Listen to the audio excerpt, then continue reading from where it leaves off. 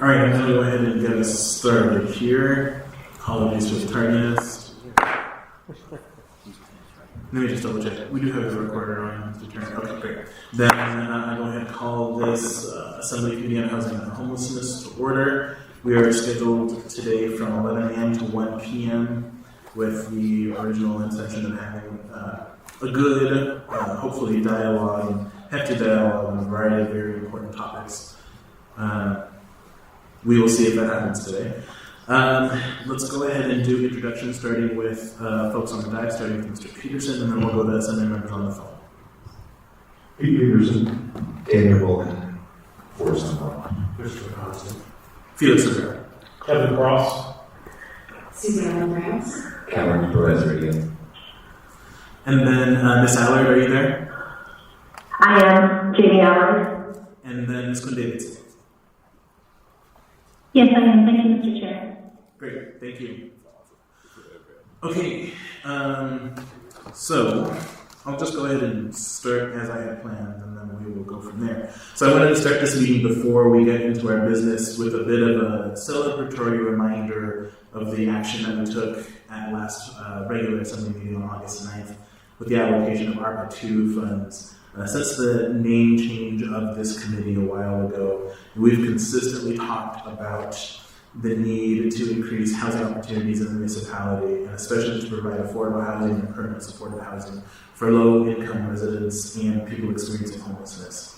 Of the $51 million we allocated, $23.753 million approximately are going towards housing projects that will provide an expected 517 housing units to meet the needs of our community. And that's 46% of the funds. So it's obvious to me that housing is a priority of the Assembly. Unfortunately, the mayor did veto $11.9 million of those funds yesterday. But I look forward to overriding those vetoes as soon as possible and continuing to do our work to increase housing in the municipality. Okay, so getting to the business for today, we have a lot of topics to get through in preparation for the upcoming winter, which is why the meeting was extended to 1 p.m.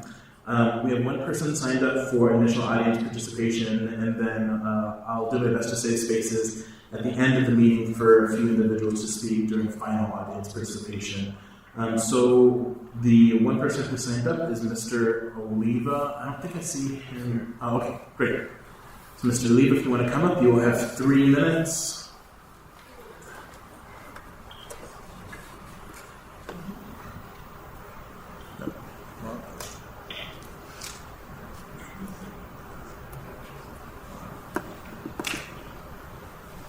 Welcome. I never feel welcome. Oh, it's actually, your mic's not on. It says 1, 2. It's the green or blue button, whatever it is now. There we go. All right. Being young, Scotty, no intelligent life here. Proven for years, at least consistent. This will be my last appearance. I'm good, yeah. For folks on the phone, please mute yourself. Thanks. Can you start over, Felix? I lost my train of thought. I paused your time, so I will continue your time. Pardon me? Your time was paused, so I'm going to continue. Paused. Yep. But I lost my train of thought. That takes 10 seconds. Go ahead. When you start speaking, I'll start it again.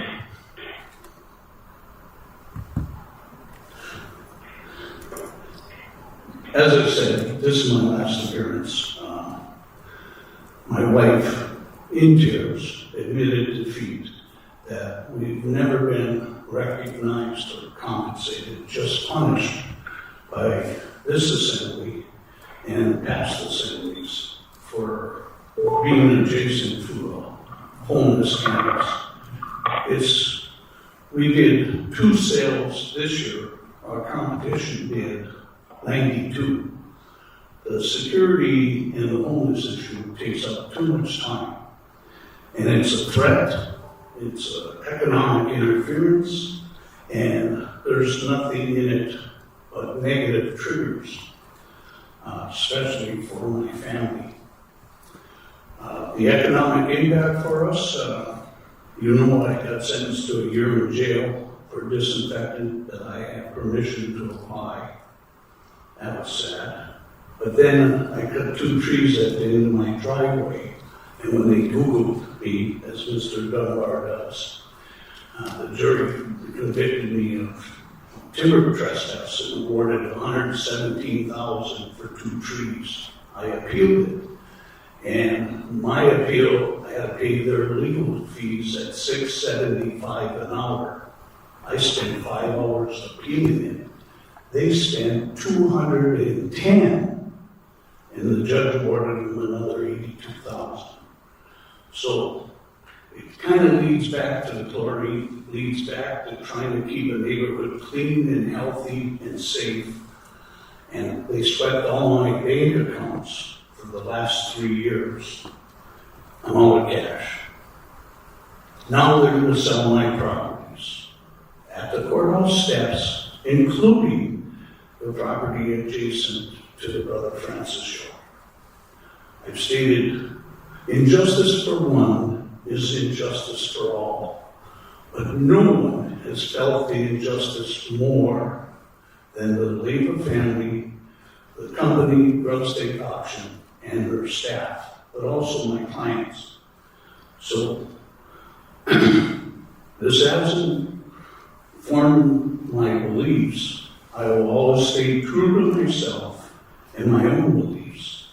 And your beliefs are skewed, and in the years to come, you will find the harm you're doing now will haunt you. So in conclusion, I got shorted $250,000 on a land transaction. I'd like that money. Chris said it was out there, but I never received it. I need the money. Thank you, Mr. Leva. I don't see anyone in the queue for you. For folks on the phone, if you want to get in the queue, just text me. All right, thank you. Any questions? No, I don't see any questions for you. You Thanks. should all hang your head in shame. All right, we're going to go ahead and move on. So, moving on to our business items. Earlier this week, I sent a series of questions to the administration for each of the 5 items on our agenda tonight. So I did meet with a member of the administration earlier this week as well in advance of the meeting, and did get some confirmation that there would be administration representatives here, but it appears that that may have changed. I will just go ahead and pause to see if maybe I'm incorrect and that there are members of the administration on the line. If there are, please introduce yourself.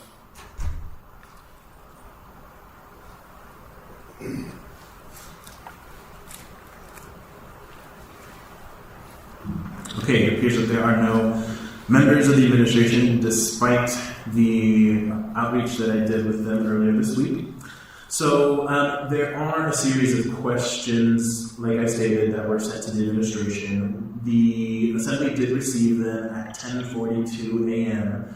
I had asked staff to post those on the committee website so members of the public can see the responses, both the questions and the responses from the administration. So I think at this point, while I collect myself and figure out how we're going to go ahead and move this committee meeting forward, I will, since I see the mic on, I will invite Mr. Constant to speak. As is true to form with this administration, even this is not a homelessness response. Thank you. All right, so I think at this point what I'm going to do is just go through the 5 items on our agenda. There is one item where there are community groups, potentially 2 items where there are community groups that are here to speak to them, so I will invite them to come up when we get to those items. For the other items, I will just quickly summarize the questions and responses. I will just state emphatically that we had 2 hours for this committee so that we could have a good, robust discussion, and we will not be having that. Instead, we will be having a rote recitation of email responses. that will not allow for any adequate follow-up or discussion. So it's very disappointing that that is what we have today, but that is the administration that we have. That's the cards we're dealt with. So, Mr. Chair, yeah, go ahead. I would ask that you not summarize, but instead just read, because Sure. for the most part, their answers are simplistic, short, lacking detail, and generally quite meaningless to any effort put into these projects. And so I think there's no need to summarize. I would request just read. Sure, I can do that. Okay, so let's start. So first item on our agenda is emergency shelter plan for 2022-23 winter. So the first question that I sent, what is the plan? A short walkthrough of the plan would be appreciated.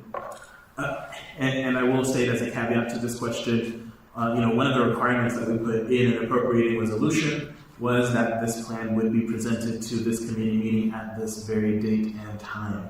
And that the actual moving of those funds to the health department would require the presentation of this plan. So it appears that the administration is not meeting that requirement per the resolution. So the response from the administration, the plan is in the final stages of development. We should be able to transmit it to the assembly by end of the month. Mr. Constant. Thank you. I would just like folks to reflect back on the meeting last Tuesday in the mayor's report, when he plainly asserted that a plan had been delivered to the assembly, that the assembly had been briefed consistently and were ignoring the plan. And so now the record demonstrates that the administration states that last week there was no plan, today there is no plan, that maybe the plan will be forthcoming. Thank you. Next question I asked on this agenda topic, does the plan address the need as identified by the Coalition to End Homelessness? That need is between the range of 150 to 200 individuals, actually might be more than that. And the response from the administration is yes. Next question, if not in the plan presented, what specific locations are being considered? Response, these will be identified in the plan. Are any MOA-owned facilities being considered? Response, both private and public facilities are being considered. And that is the end of the questions on the emergency shelter plan. So I'll go ahead and open it to see if any members want to have any discussion on that. And then I'll move on to the next agenda topic. So I have Mr. Peterson and then Mr. President. Thank you, Mr. Chairman. They said they're going to give some information to us by the end of the month. Did they mention which month? Thank you. Mr. Peterson. So I have some folks who just joined. If you could please mute yourselves on the phone. We're getting some feedback. Thank you. No, they did not. They just said by end of the month. Mr. President. Thank you. Can I ask a representative from the Coalition to End Homelessness to come up? I just have a question for you related to the emergency shelter plan.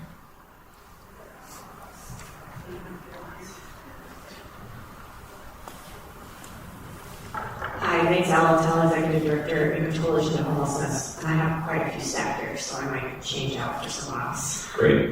So just for the record, the Coalition to End Homelessness is an organization that works to coordinate a number of other organizations in our community, or works with a number of organizations, providers, that sort of thing. I guess the question I have is to your knowledge, has your organization or have other provider organizations been contacted and been working with the administration to develop an emergency shelter plan?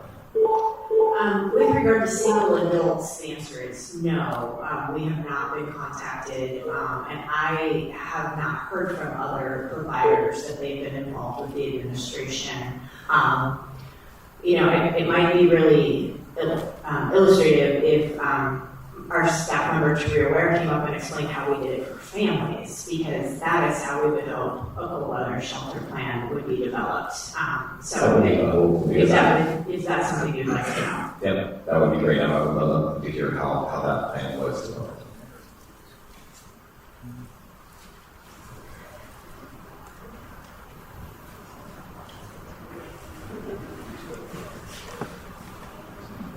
Sure. Okay. Taria Ware, Anchorage Coalition to End Homelessness System Improvement Administrator. So when we're talking about the family cold weather shelter plan, I can detail what happened and then you guys can fill in with questions.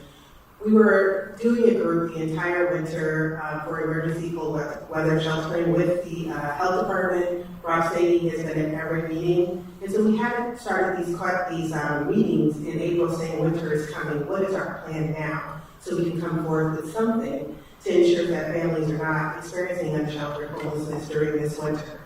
And what happened is the churches are actually engaging and saying, yes, we want to play a role. We don't know what role we want to play, but we know we don't want to play the same role of every night someone goes to a different shelter.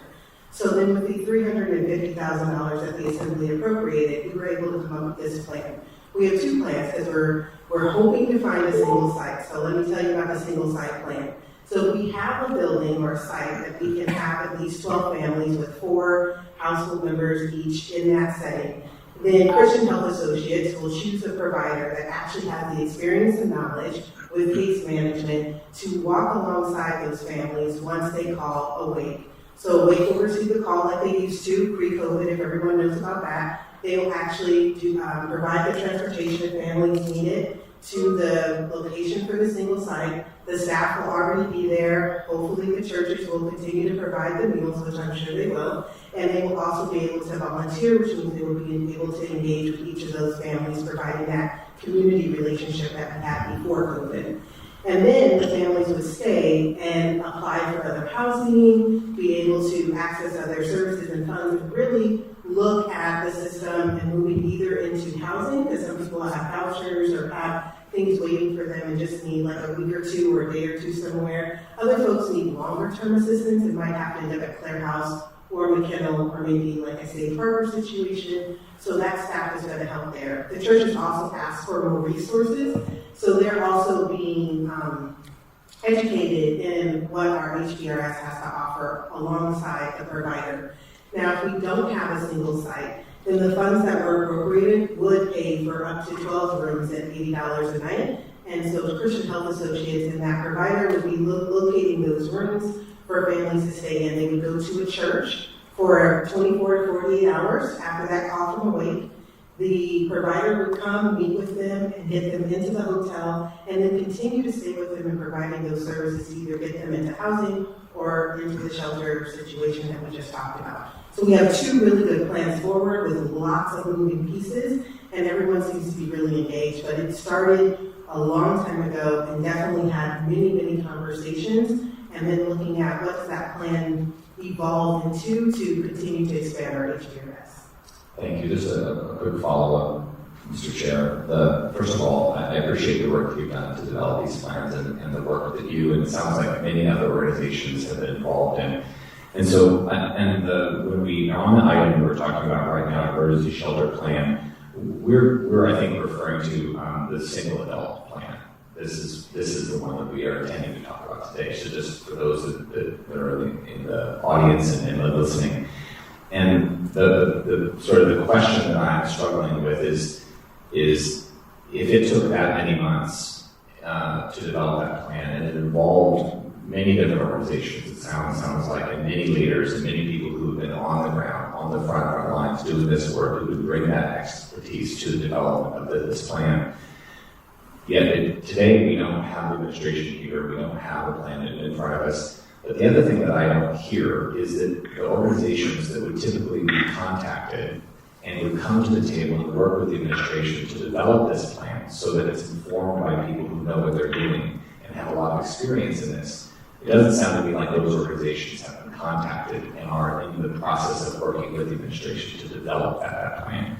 That's my assumption, but I was hoping to get sort of clarification from you, to your knowledge as well as your colleague, that you have not been contacted and involved in a process to develop a plan for single adults. Is that correct? I can speak for ACH and no, we have not been contacted to be involved in the plan, although we have stated numerous times we would like to be a part of that plan. Okay. Thank you for your time. Thank you for being here today. Thank you, Mr. President. I have Mr. Dunbar next. Thank you, Mr. Chair. Ms. Ware, do we know where the single site is going to be? And is it the kind of thing you're comfortable sharing with us, or it needs to remain, confidential? So right now, we don't have one, which is why I said we're hoping for one, so we're looking into several options. But we do know that if we have that, we know we need to talk to others to make sure that everybody's okay as far as community councils and make sure that you guys know as soon as we have something available. We just don't have it at this time. And could you say again kind of what the general characteristics are? You said 12 families. Mm-hmm. So Up to 12 families, so we'd like to have showers, we'd like to have restrooms. If it has laundry, great, but if not, we believe we can get those services elsewhere. So 12 families, probably 50 people, or 48, yeah, 50, there we go. Are you thinking a small hotel, like that kind of setting? Like, what's the general nature of the structure you're looking at? So I think we're really open. If we look back at how churches used to do it, it was a congregate kind of, gym floor area. That's not ideal, but we're talking about hopefully short-term stays for people as we move them along what I'm calling a housing pipeline to really move them along that system. Okay, thank you, Mr. Chair. Thank you. So just like a couple of clarifying questions for me. So how often did you meet when coming up with the family emergency shelter plan? And then who was at the table? We were meeting and continue to meet twice a month or every other week. Pretty much since I started with ACH in August. I believe they were meeting even before that, so I'll only speak about the time I was with ACH. At every meeting, we've had someone from the health department. As of late, it's just been Rob Sadie. In the beginning, we did have Kelly Isham and Andy, I can't remember his last name, sorry. But we did have those folks from the health department. Stanley Wright has been joining those meetings as of late too. And then, of course, we have Salvation Army. We have CSS through Clare House and through their ICM. We have,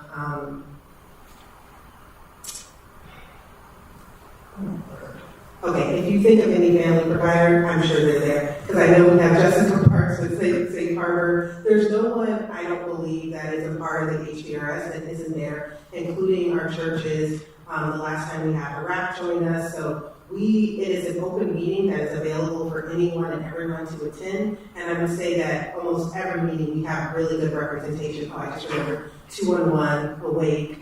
So yes, I could go on and I can pull it up for you if you'd like a better list. No, thanks. I think that gets to the point, which is that there are a wide variety of community experts and folks who are involved in it. And it sounds like it took about a year for the plan or longer for the plan to come to fruition. So I appreciate all of your efforts on it. Unless there's any other discussion, we're going to go ahead and move on to the next item on our agenda. The Aviator Hotel decompression as a COVID-19 response. Okay, so back to recitation. All right, how many individuals are currently staying at the Aviator? 200 response. 214 people in 192 rooms. Contractual cap is 225. Next question, what is the administration's plan to decompress the Aviator? Response, the current contract ends on September 30th, 2022. We had indications the Aviator ownership are open to extension through winter, but they will ask to drop occupancy by 20 to 40 after November while they remodel specific parts of the hotel at a time. Next question, will there be a hard deadline to admit new clients into the Aviator? Response, there is no hard deadline for admitting people into the Aviator. Intakes are being received through Salvation Army's referrals. Next question, when will individuals be asked to start leaving the Aviator? This is a question similar to that. It would actually shut down. Response, individuals who are offered housing options are encouraged to take those options. If they refuse, the Aviator is no longer an option unless there is a special circumstance. Last question, what kind of community and service provider coordination is the administration undertaking to assist in decompression of the Aviator? Response, Catholic Social Services Intensive Case Management is providing some support. Currently they have high caseloads. Other organizations include ACBH, Rural Cap Choices, VA, AK Behavioral, SCF. Additionally, in recent weeks, Henning Inc. has assisted and offered supportive housing services, including partnering with the Landlord Housing Partnership to help distribute rental assistance. Henning Inc. is also finalizing a master lease contract with a company in the private sector to provide 16 leasable units and a site for potential emergency shelter options as well. And those are the end of the questions regarding the Aviator Hotel decompression as a COVID-19 response. Are there any folks who want to get in the queue on that before we move on? Mr. Constant? Thank you. I have been trying to figure out if funds have yet been transferred to Aviator out of the money that we appropriated, because they stopped being paid on July 1st. And as far as I know, they're literally on their own bill covering the costs of all of those housing units for all of those individuals. And the administration has continued to fail to deliver on their commitment to fund those events that we appropriated the funding for. And so I'm monitoring that closely, but at some point the bill comes due and the administration has to figure out how to transfer these funds to the people who are providing services to us, because it's the biggest failure so far of good faith of this administration, outside of any of the mischaracterization or fabrications. These funds are available and these people are delivering services and we owe it to them. And then we're underpaid.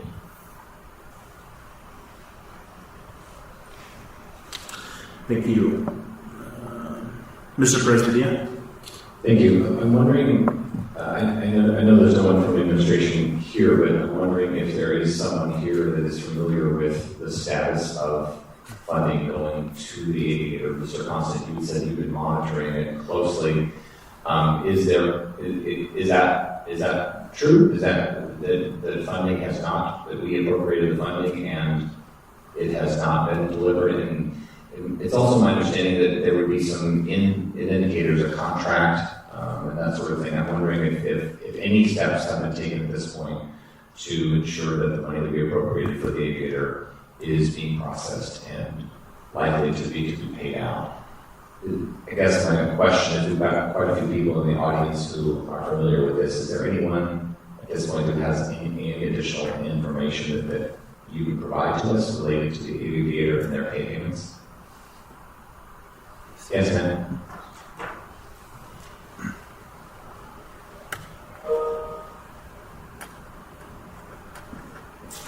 Good afternoon, Lisa Sauer with Beans Cafe.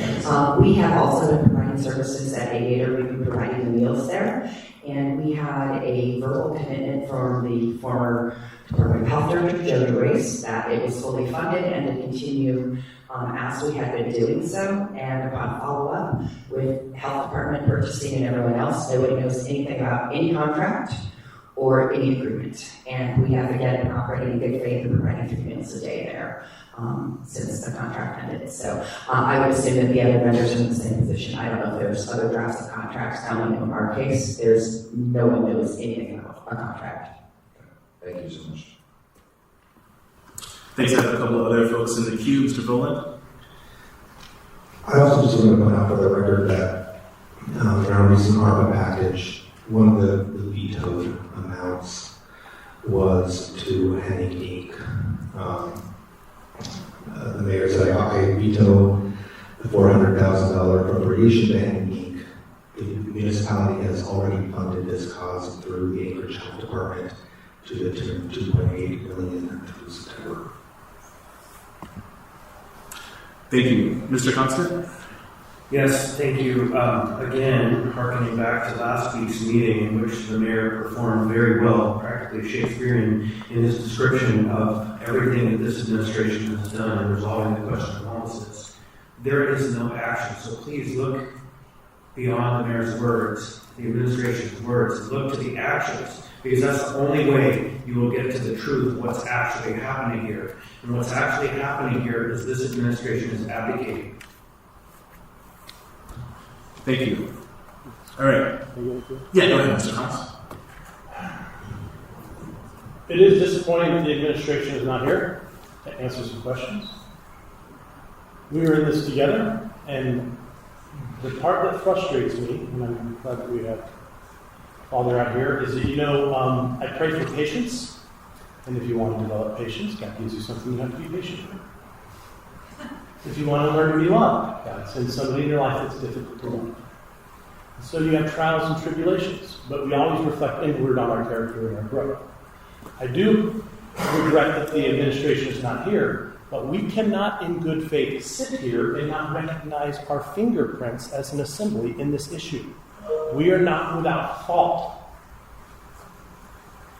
If we fail to recognize our fingerprints in this situation, in this problem, and we seek only to point out the shortcomings of others, we will not solve this problem. I have counted 9 attacks on the administration during this meeting. We have spent more time complaining than we have being productive. That tests my patience. I know everybody on this assembly has a good heart and cares and is compassionate. And Felix just said we should look at our actions. It is the actions of this assembly that shut down businesses and created this massive drain of wealth, the largest single extraction of wealth from the middle class to the elites in the history of the United States. Record alcohol, record obesity, record drug use. It is no wonder we have such a huge homeless problem. We added to it. We fueled the fire. So while we sit here and be frustrated, understandably so with the administration of not being here, please do not for 1 minute, do not think that we do not have fingerprints in this problem and we are tasked by God to solve it and quit bickering like children. Thank you. Go ahead. I rebut just about everything that was just stated. My tail's in this chair. I show up to the meetings. I work to find the money. I work to find ways to get them to deliver the funds, to solve the problems. What I hear from them is, we're doing more than anybody. But what I get from them is no action. And so it's fine to return us back in this room to 2020 and the beginning of a pandemic and claim that the Assembly is responsible for everything that happened in this country since then. But that's not the reality. The simple reality is what we're facing right now is a true abdication of responsibility. Centennial Park is not a homelessness response. We must use the tool that we have. The tool that we have is to convene. And if they're unwilling to show up, you can try to defend them, Mr. Cross, but your hands are not sullied by the inaction. You're new to this question. You can't cover for them in this because their actions are what we're here to talk about and how we're going to get 200 people out of the mud before it's ice and keep people housed before they're thrown in the streets for us being unable to resolve the question of what did the previous health department director actually do or not. We can't tell. There is no way for us to tell. And so while I appreciate your passion, I disagree. Well, we are welcome to drag our asses out of the comfort of our cubicles and go down to Centennial Park and actually contribute, if it's that hard. Rather than look for a government program to do it, if we all just picked up, drag ourselves out of our warmth and comfort, and became a humble servant, the problem would be resolved rather quickly. But I noticed that we spend there's a lot of money in homelessness. There's a lot of money. But if you go walk Centennial Campground like I've done several times, and you meet the people and you shake their hands and you talk to them, what you don't see, other than the volunteers of the fantastic people out here, is you don't see a whole lot of people who are given the decisions to do it and allocating money. Our hands are clean. So I appreciate it, and I just want us to know that we can do more than complain, and I encourage us to do that. Ever since I got in this assembly, 90% of it is complaining. Actually, there's a lot of good stuff. That's an exaggeration. There's far too much complaining between both the legislative and the executive, both, and it's very disappointing. There's people out there in the rain, cold, and miserable that need our help. Yes, it's disappointing the administration isn't there. Can we be mature?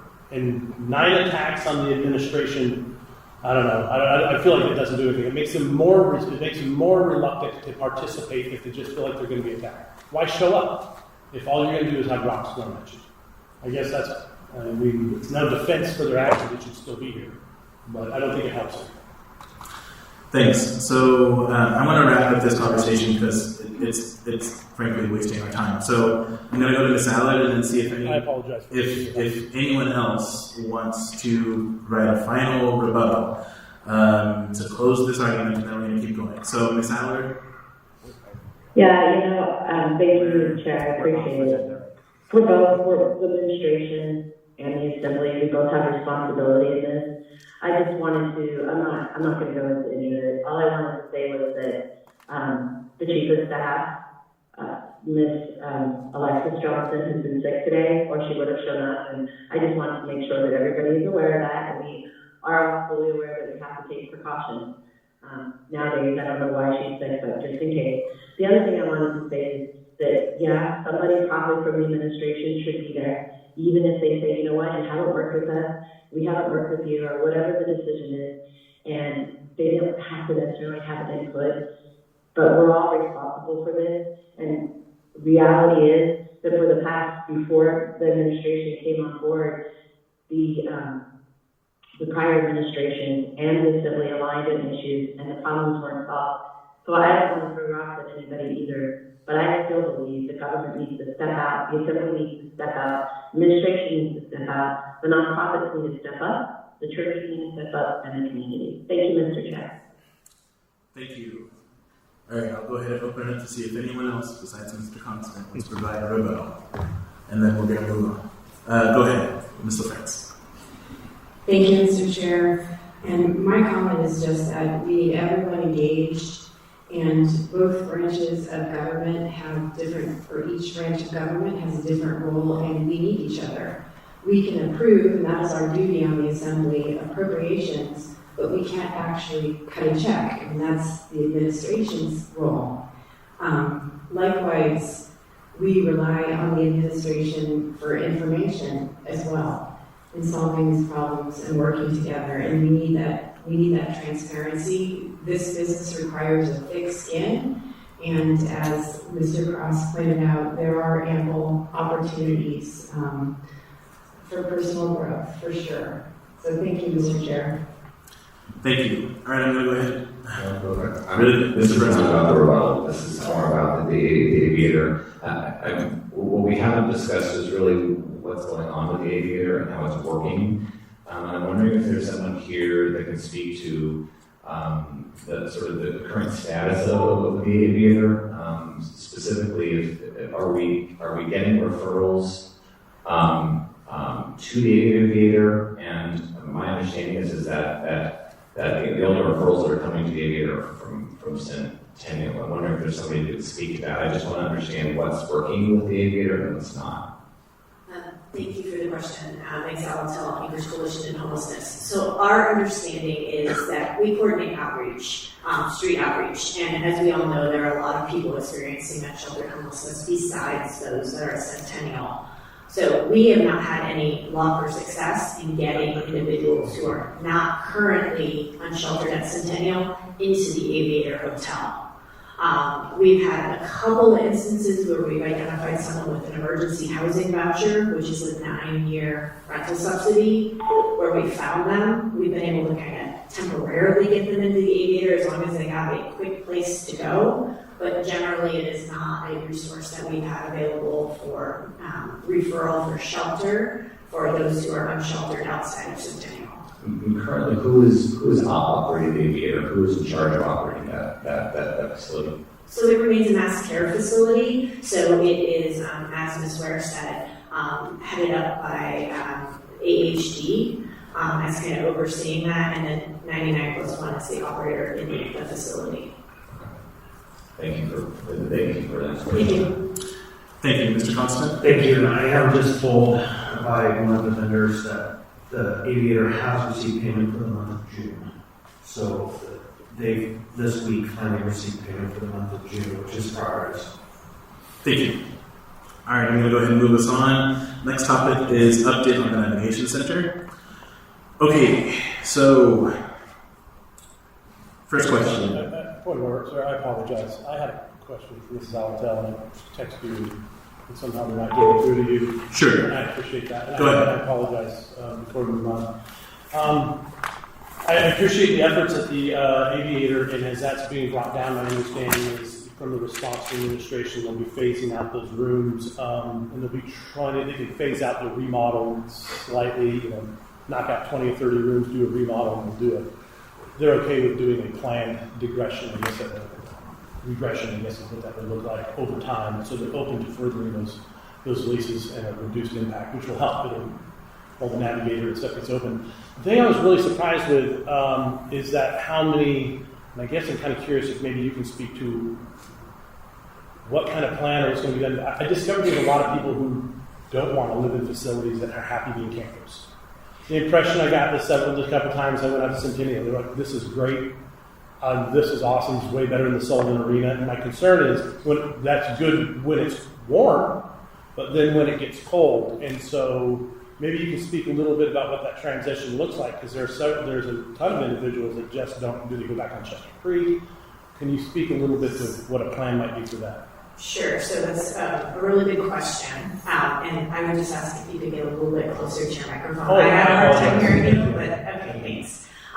So the Aviator Hotel, as far as I understand it, is a mass care facility funded through the end of September. So typically in mass care facilities, we haven't decompressed them until approximately the last 30 or so days, meaning we fill them up to capacity as a place for people to go until such time as we move into a decompression posture.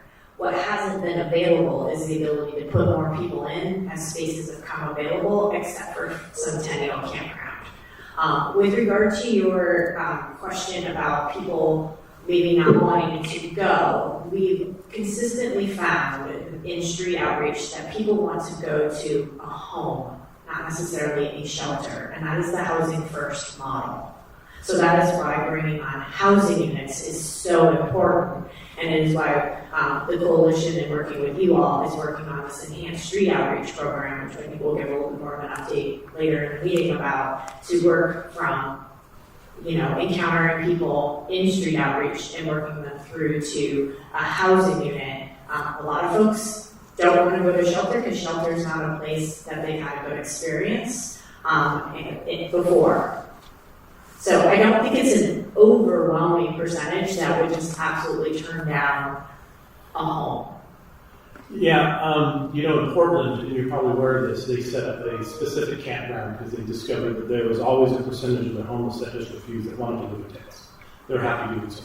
Not so much in Alaska, it gets a lot colder, but there's always going to be that percentage. And I guess, do we just say that's always going to happen and they're always going to be living in the trees on Chester Creek or whatever it is, or do we have a plan to say, maybe we're looking at, and maybe this is a question for the administration to have a plan on, would there ever be a specific camping area for those individuals who just like living in outdoors? So the advisory council to the continuum of care has a work group that is working through what would an authorized camping situation look like. That is, I would just want to put this distinction in place. It would be very different than what we've experienced at Centennial. And they're just working through it very deliberately and slowly and really coming up and considering all the contingencies. I don't know if that work group will advance something to the advisory council to advance a policy to you all or not, but that work is being done. Thank you very much. Ashley Gonzalez, one quick, going back to the Aviator for a second, it sounds like that there's some limitations in terms of referrals related to the Aviator. And also, who is providing food at the Aviator? What organization? Ms. Sodders at Beans's. Oh, okay. Ms. Sodders, would you come up for just a second? I want to get a clarification on a couple of things because I'm hearing about restrictions in terms of referrals related to the Aviator, and I'm also concerned about, we were talking about people not being paid. I'm wondering if you could share your experience with the Aviator as well. Sure. Well, right now, we are operating in good faith and providing 3 meals a day to the clients that are at the Aviator, as we had been doing previously under an awarded contract through the health department.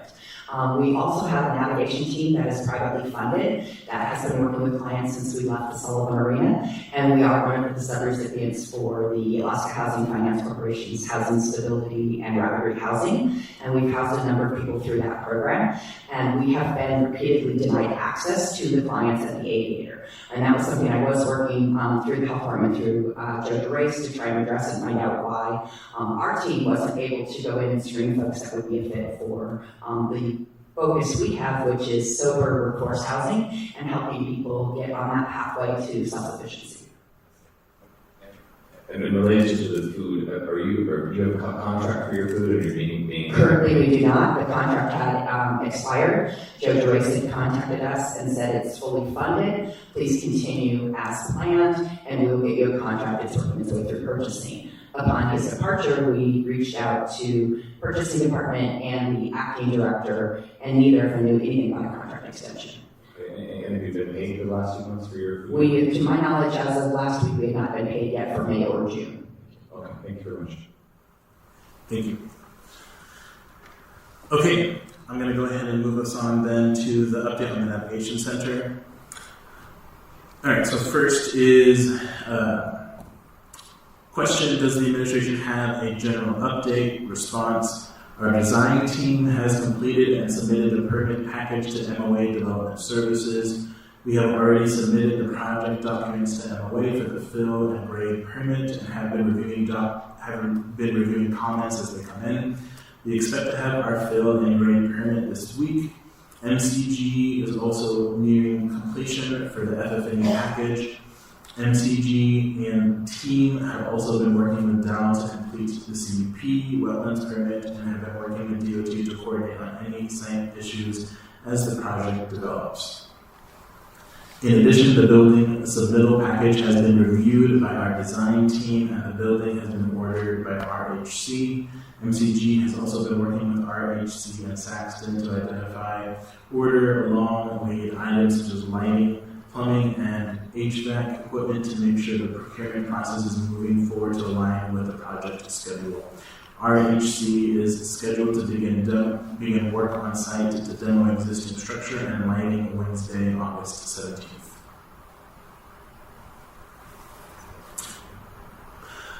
What is the current design? So that was that. Next question, what is the current design level? Have you reached 95% design? Response, we reached 95% design August 11th. Question, what is the latest cost estimate? Response, $13.3 million. Question, what is the latest schedule, both for completion as well as partial occupancy? Response, scheduled completion based on the 95% is February 17th, 2023. Partial occupancy is scheduled for November 21st, 2022. Are we meeting the schedule? Response, yes, APD has been very accommodating to allow construction activity to begin sooner than expected. COE wetlands, CUP, and fill and grade permits with MOA are processing as scheduled to allow work to commence. Question, at the last Assembly meeting on Tuesday, August 9th, the mayor stated that his administration could produce plans for the Navigation Center. Can those plans be shared with the public in Assembly? If not, why not? Do the plans mentioned by the mayor include an operations plan? Response, DHS has an ops plan and I have a meeting August 17th to review that document. Question, if yes, can the plan be shared with the public and Assembly? The project plan's 95% design was submitted to MOA Building Services for the building permit August 11th, 2022. It's a large file, but glad to distribute. The new graphics look great. Please see below. Question, can the administration provide an update on the MOA wetlands permitting process? Response that asked us for additional information regarding the site selection. We responded, we are expecting the permit within the next couple of weeks. I believe that is the end. Mr. Mbowski did email a clarification regarding the ops plan. The plan is not finalized, and I will be reviewing a draft today. Once it is finalized, I will be happy to share it with the Assembly. So we'll go ahead and move on to the queue. Mr. Constant. Thank you. Again, I want to reiterate that last Tuesday night, the mayor asserted quite robustly that he had a plan, and that the plan has been shared and knew about it in the facilitated group, and that the Assembly has no plan, and we're the ones who are failing in this task. And I just want to reiterate that I have been asking for an operations plan, what I call a rough order of magnitude operations plan for the mass shelter in Tudor and Elmore since August of last year.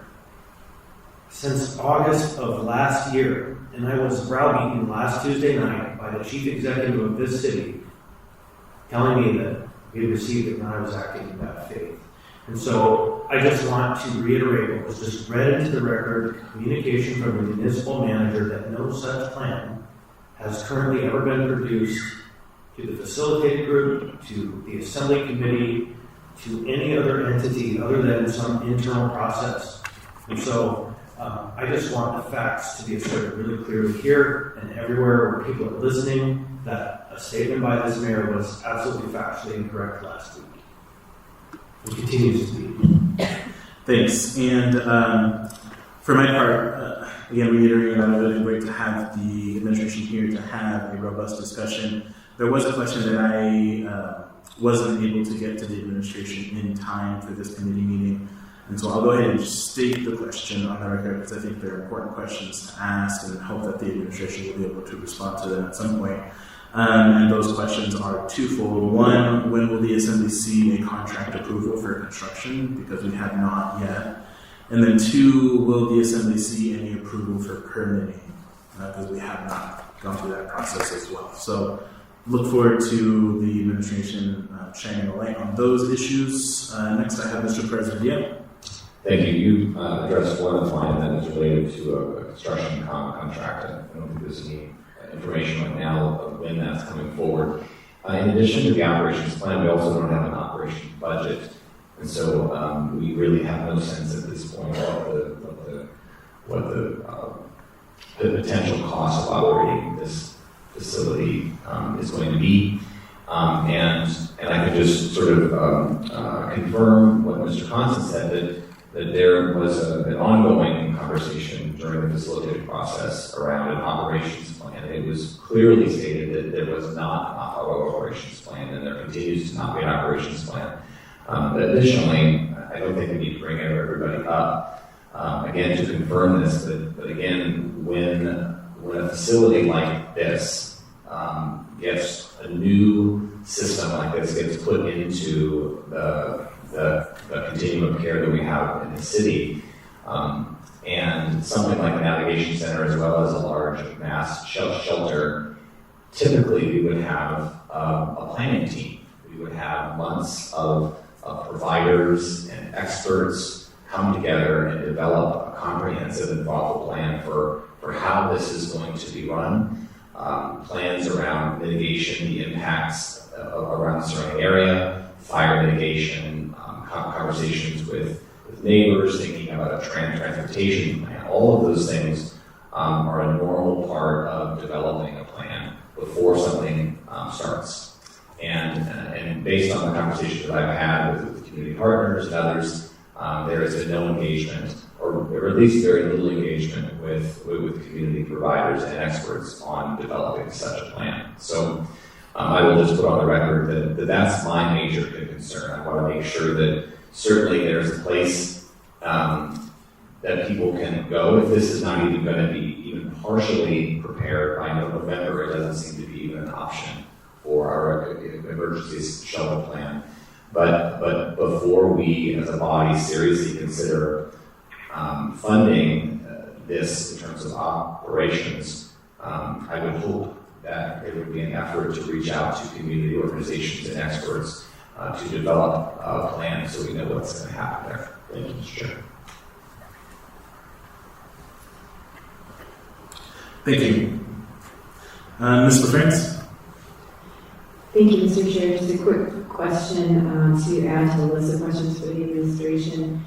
When will they be coming to the Assembly to ask for more money for construction? And also just to echo what Mr. Perez said about an operations plan, I would ask that the administration also include the operations plan and funding sources at the same time that we are asked to approve additional money for the construction of the navigation center. Thank you. Thank you, Mr. Constant. Could I ask a clarifying question? Do you want it at the same time or early enough that we can have it in context so we can assess the appropriation? Thank you, and through the chair, earlier is better. I would say no later than any other additional funding requests. And for my part, what I would say is if there's not ample time to review the operations plan at the time we receive an appropriations request, even if the message is, if you don't appropriate these funds, the end of the world is coming, I'm not going to be able to vote yes, because we need time to consume the proposal and understand the ramifications of what it's suggesting. And so we have been in a pattern where we receive last minute appropriation demands because some terrible things can happen if we don't act. And I'm concerned that if the timing is such that they come at the same time, it will delay their funding. Thank you. Go ahead and pause, see if there's any other members who want to get in the queue. Okay, not seeing anyone, then we'll move on to the next topic. Update on Assembly approved housing projects / shelter, or excuse me, housing / shelter / other appropriations. I'll start with the administration's part on this, and then we actually have some other organizations who will be speaking on this topic. So the administration questions. First question, does the administration have an update on the $3.4 million in ARPA 2 funding approved by the body to complete capital funding for the guest house? Response, OMB has been in contact with First Presbyterian Anchorage LLC and are working with them to have the grant agreement signed in order to distribute the funds.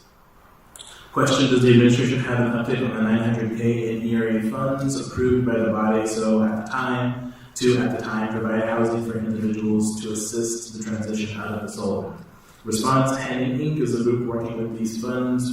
We have paid $252,832.38 through July. Question, does the administration have an update on the $1.9 million in ERA funds approved by the body to temporarily use the guest house as transitional housing? Response, 99+1 is working with the municipality to receive the funding. Prior to August 16th, 99+1 had not yet completed the specific steps to receive the funding. The processing of the payment has begun, so it appears the required items from the vendor have been received. Okay, so next, you won't have to hear from me anymore. We will go ahead, Mr. Constant. One of the assertions that was just made in that written response was that the administration has been collaborating with First Presbyterian. First Presbyterian is in fact here. I would like to hear from them.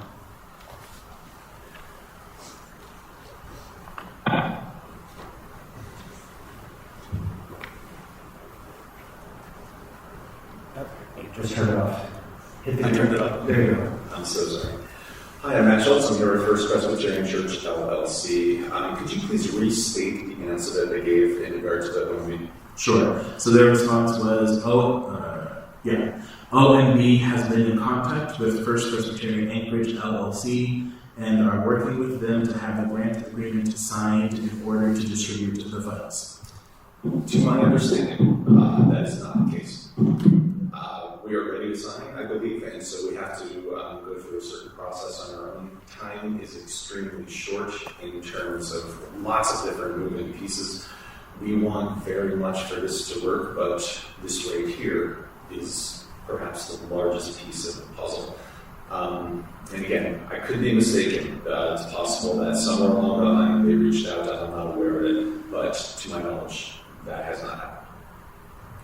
Thanks. And when you state time is very short, could you just put a date on that? If I understand correctly, I'll ask to be corrected by others in the room, but I believe that the guest house sale itself is on a timeline as decided by the seller. In addition, there's some funding for the people currently housed there, and that might run out, I believe, at the end of this month or soon thereafter. In terms of FPC LLC, we're happy to stay on board, but it's the funding and the current residents that are in danger. Thanks. I really do want to put on the record the sense of the timing here. So I'm wondering if the representative from Rasmussen can come in. I want a specific date. If we don't get the funds at this date, then the deal's off.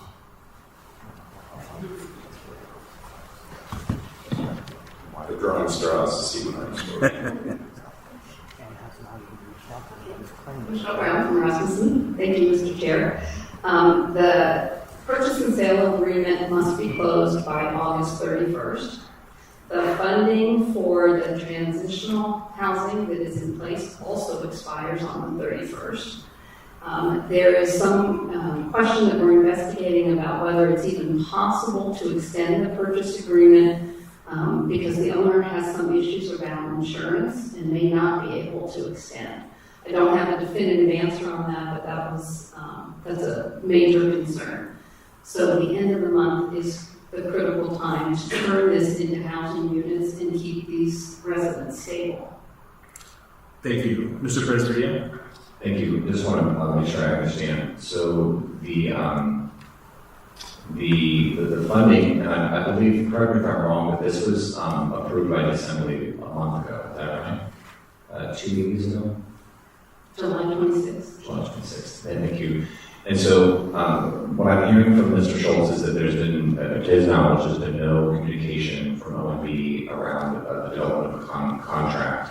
And if the administration doesn't get this funding that's already been approved by the Assembly out the door into the seller, what happens when this place is closed on August 31st, the 30th? What happens to how many people are there? Currently there are, I believe, a little over 100, but Ms. Ware may actually know. 130 people. Okay, so what would happen to the 130 people who are currently living there? They will lose their housing. Thank you. Thank you, Mr. Chairman. Thank you.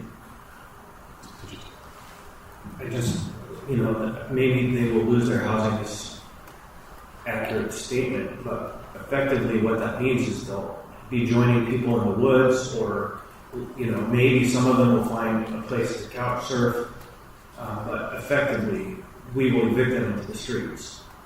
Effectively, we will have 130 more unsheltered people. Thank you. Thank you. All right, so next. Mr. Chair, sorry. Sure. I'm wondering about the typical time that it takes to process this. And again, we don't have the administration here, but it seems uncommon to have funding that has been approved. And I believe that we went through the process of actually, what is the term I was saying we would vote on this the second time?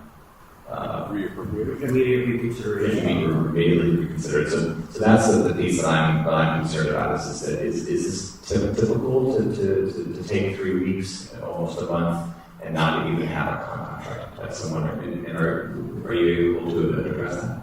Oh, great. That'd be great. Thanks. I'm unsure if this is uncommon or not. Yep. Sorry. We're sharing some community engagement. So.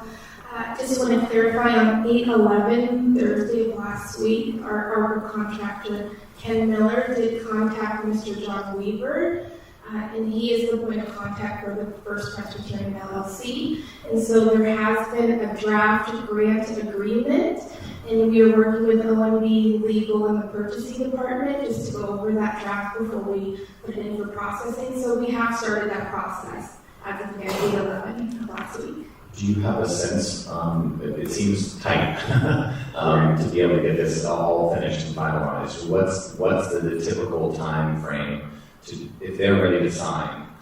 What can we expect in terms of the administration, the process you would go through? How long is it going to take? So I believe by this Friday, we will have legal reviewing the draft with some additional clauses that we've added, and then next week we should be able to send it to Mr. Weaver to actually review the agreement. Thank you. Thank you for being here. Thanks. Mr. Constant? I just want to say the same thing, Portia. Thank you for being here to represent the administration. It's a lonely job today. Thanks. All right, so next we're going to have, I believe on the phone, a representative from United Way speak to the appropriation, if they received the funding, and then if they have any general update on the work that we funded. And for folks who don't remember, this is specifically the dollars we appropriated for the landlord housing partnership for the Jimby model, up to 60 units and bring those online we approved that appropriation on July 26th along with a variety of other appropriations. So do we have...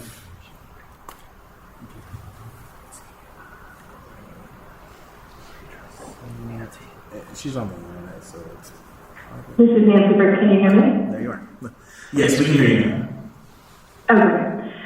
Thank you. Yes, so I'm with United Way representing the Landlord Housing Partnership, and United Way is pleased to be a part of the system that is working to participate in what Ms. Ware described as the housing pipeline. We think that this is ultimately the solution for the community.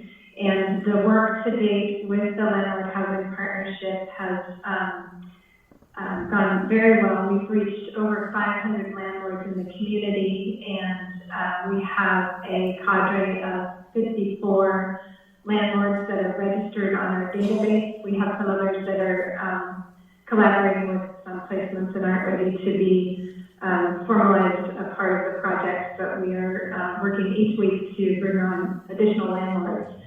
And in conversations with these landlords who are agreeing to house people who are exiting homelessness, we have heard from the landlords that if they have a little bit of resource, they can bring units online more quickly. And so that was the impetus for the funding request, that if we can help some landlords bring units more ready to be rented, then we can go faster with housing people, particularly through this fall and winter. And so the new funding will help us build out that aspect of the program. We are working on processes that will support this work and adding it to our work of reaching out to find new landlords in the community and assist them with tenants. We also work on the back end with these landlords. If there's a problem with the tenant, we can help problem solve. We can assist them in accessing the risk mitigation pool fund that United Way holds for the community right now. To date, we have not received contact on the new amount of funding yet, but we are anxious and excited to work with the administration on it. Great, thank you. Before I go to questions, anyone might have for United Way, just want to clarify for the record, just on information that going back to the guest house appropriation of the $3.4 million, that money has to go to First Presbyterian and the title company by August 26th in advance of the close of the sale on August 31st. Okay, so moving on. Are there any questions for United Way before we move on? Okay, not hearing any. Thank you so much, Ms. Burke.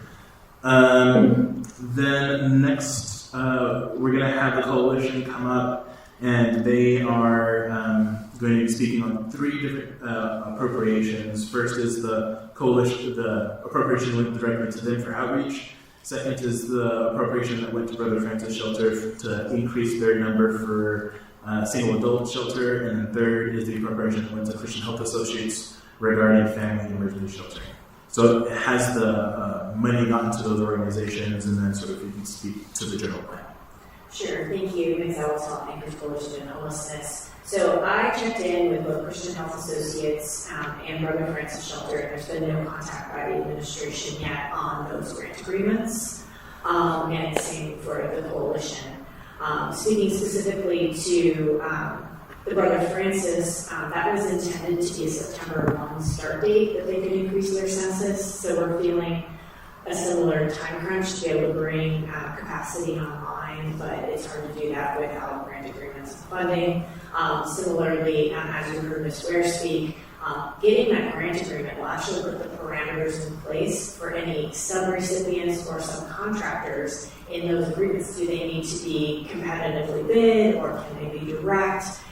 Because the municipality has a lot of rules, of course. And so if you're looking for a single site, or you want to engage a provider like Family Emergency Sheltering does, you need to know those rules so you can start that process.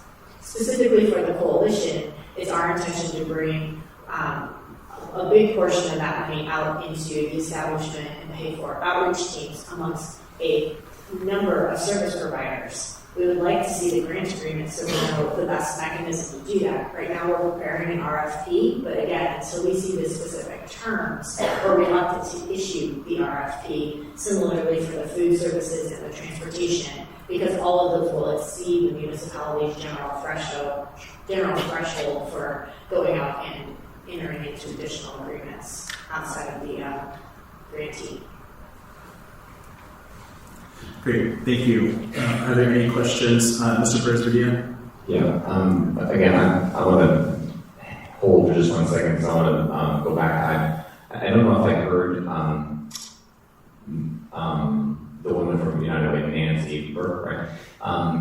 Clearly, the phone was a little bit difficult to understand. Have they received their funding? Has a grant agreement been put in place? What was the status of that? I think I missed that. She was quickly speaking to it. If you're still there, Nancy, great, but what I heard was that they haven't yet, but they're looking very much forward to working with the administration to get the ball. Okay, so within the next round.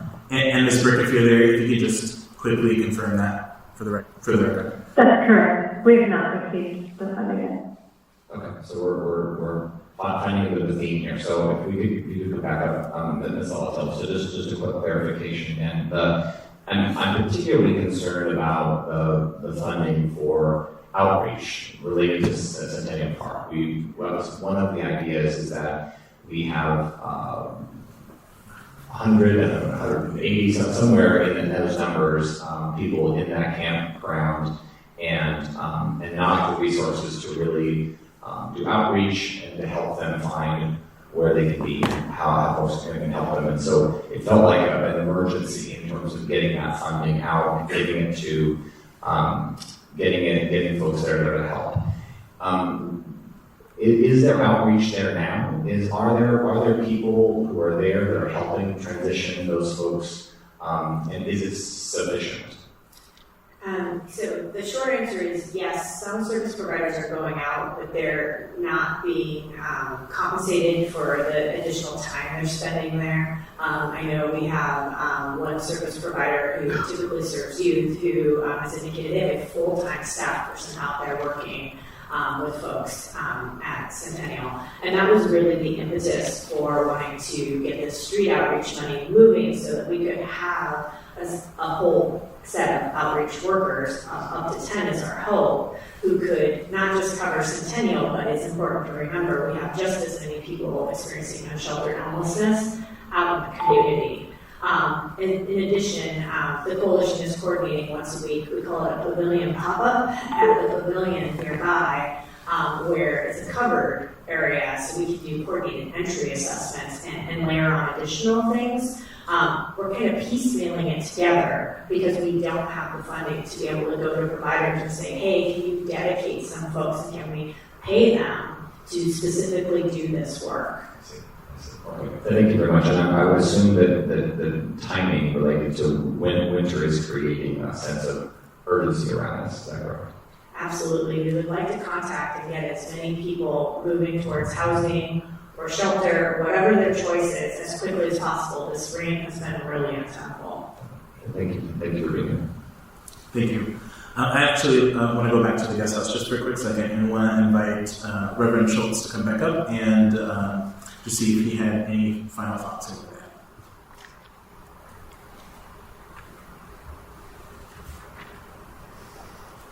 I'm looking through my contacts. I don't see any information from Ken Miller or any things that were pertinent to the question that was asked.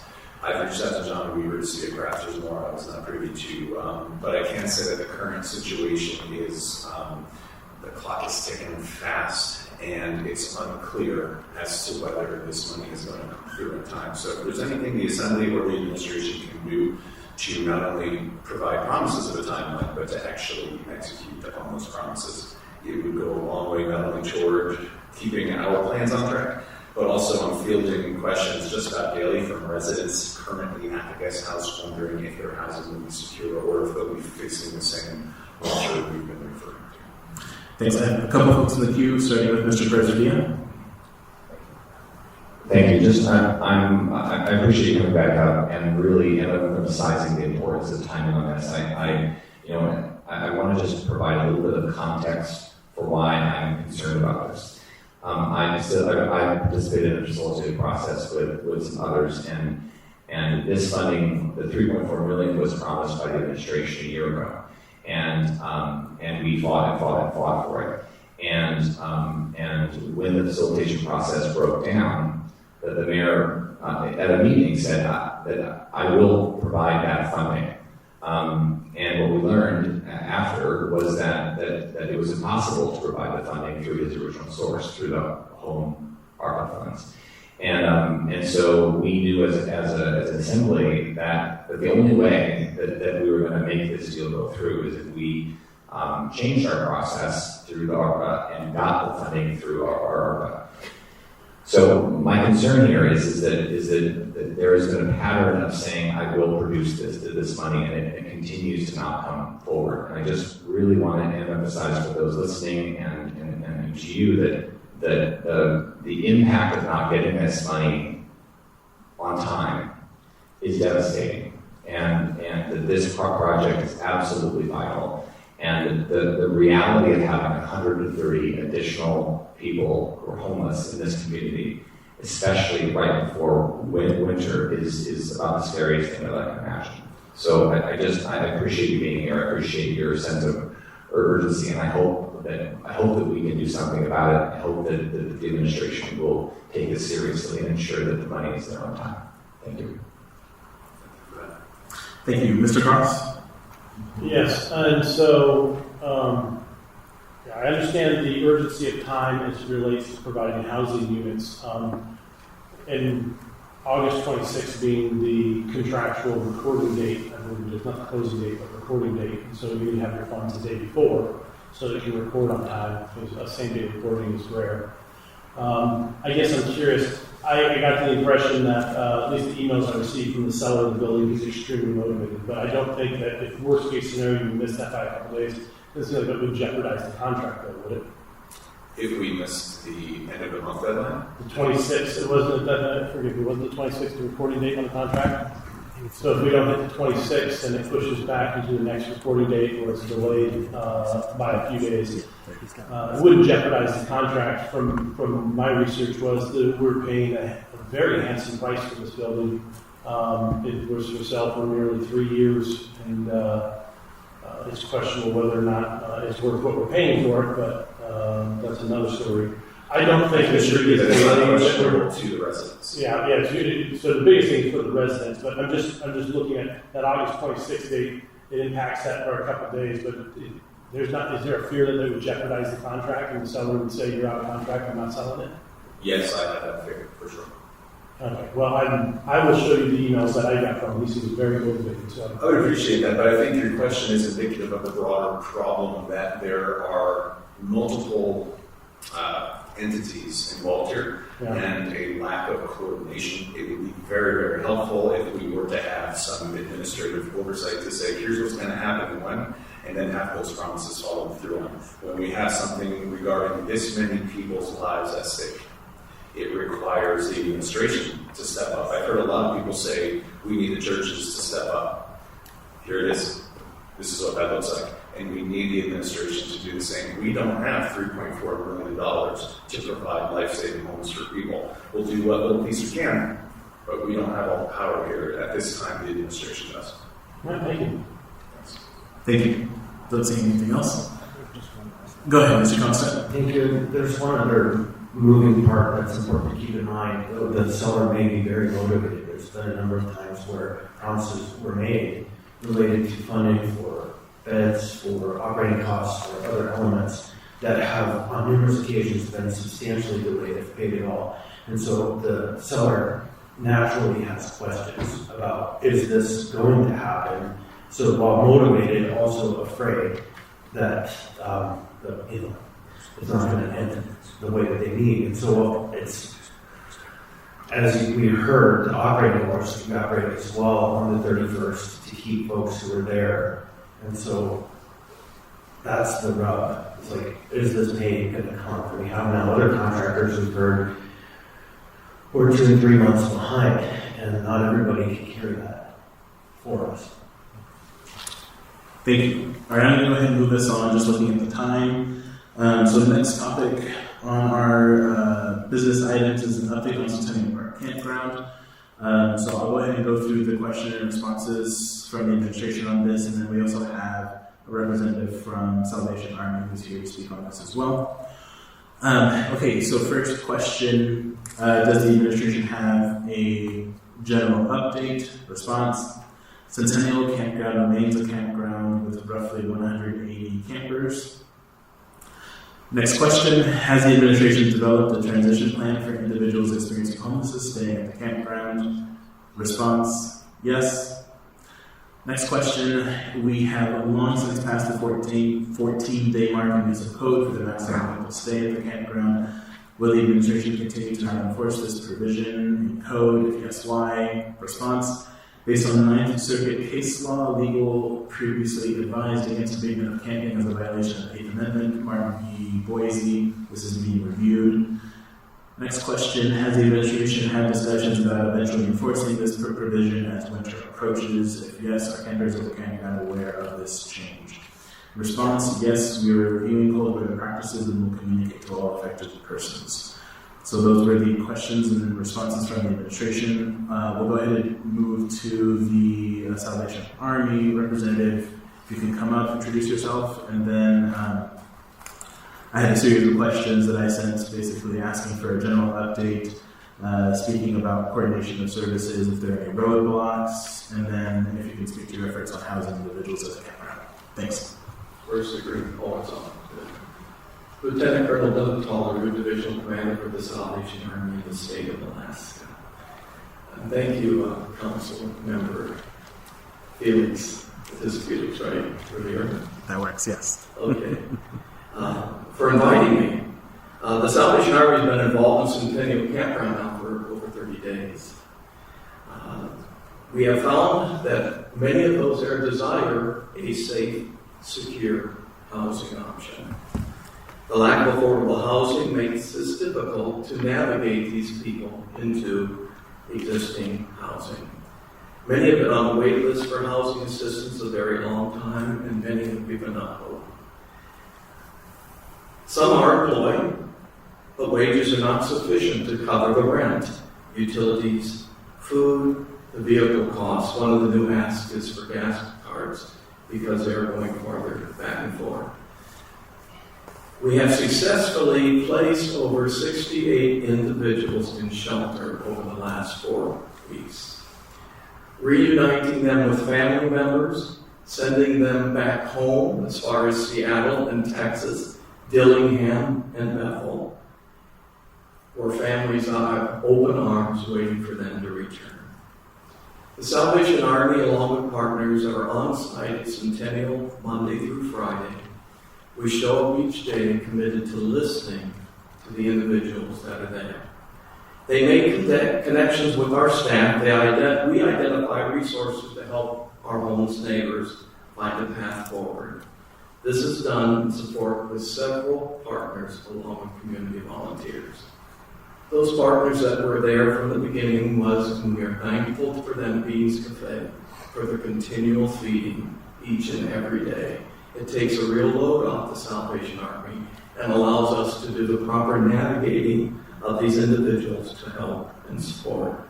South Central Foundation, because as you know, many of our brothers and sisters out there are of Native descent. 4A's, Mountain View, Urgent Care, Behavioral Health Teams, and the VA. So those were the partners from the beginning that were working forward with us. Again, I want to emphasize over 68 people have been placed. There are no families in the park, and children are the priority. How are we coordinating services in the campground? We interview clients every day. Those that are willing to come and be interviewed. Because you know there are many who have given up hope, many who find refuge in the far corners of the park. But we daily go out and take a census. We daily invite them in for help. Collaboration with indoor shelter providers to transition people we work with daily. Relocation assistance for those who have support systems in place of their destination. We give assistance to assessing the community resources, again, with the VA, South Central Foundation, and ICM. We issue bus classes for employment. We have medical people that come in and do triage. We also have legal and housing appointments that are made.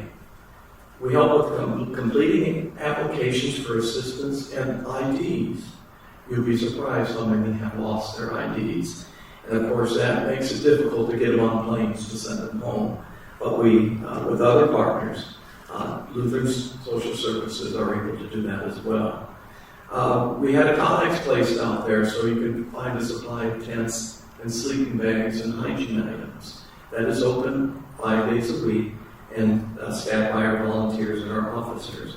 We also thank the city for putting another Connex out there because we had heard from our partners that they didn't feel safe going out there and meeting in rooms. So we now have a Connex that has been set out there and set up for office staff from, we hope, from Catholic Social Services and the rest of them that will come out and feel safe with the Connex as they interview clients and help navigate them towards services that are needed. You asked about the roadblocks that were there. The lack of resources to address the complex individual needs, especially mental health needs and substance abuse, is a reality. If a person is ready to seek help and we can't get them through detox, we can't get them to the right services that are being provided, we have a problem. Because at that moment they may want help. Later on they may not want that help. Maintaining an accurate, complete census is not a real easy task to do, but we do that every day as we go around the park. I can share with you, as of last night, there were just over 200 people in the park. Now, interesting enough, as Council Member Constance said, people are fluid. They go back and forth, and they do couch surfing. They go back to their families. Their families will take them back for a short period of time, and then they kick them back out for whatever behavioral issues they're dealing with. And so we find that to be very, very true in the population of the park. In that, we are able to triage placement, do the intake process, and determine what appropriate shelters to go to, options outside of the campground. We do that every day. I want to give you an example of just yesterday. Yesterday, we transitioned 5 individuals.